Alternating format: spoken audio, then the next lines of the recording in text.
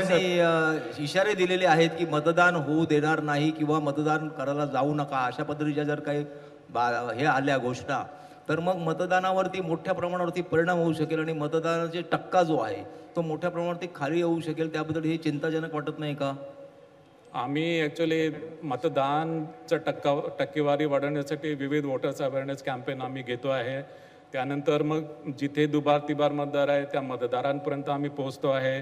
आणि हे जे आमच्या स्तरावर जितकी काही आम्हाला मतदार यादीमध्ये आम्हाला ॲक्च्युली मतदार यादी जितकी स्वच्छ आम्हाला करता येईल त्याप्रमाणे आम्ही कार्यवाही करतो आहे.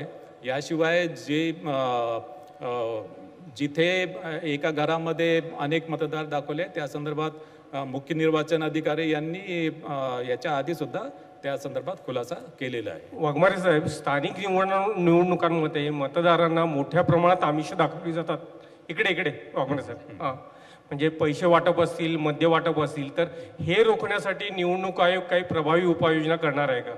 नाही, आम्ही याच्यामध्ये आचारसंहिताचा ऑर्डर काढलेला आहे. या आचारसंहितेच्या ऑर्डर्समध्ये मद्य आणि पैशाचे वाटप याच्याबद्दल सर्व प्रतिबंधक उपाययोजना केलेल्या आहे. पोलीस विभागाला प्रॉपर डायरेक्शन्स दिलेले आहेत आणि यामध्ये सर्व बँका, सर्व पतपेढ्या यांच्या व्यवहारावर पूर्ण लक्ष ठेवणार आहे. याशिवाय विविध प्रकारचे जे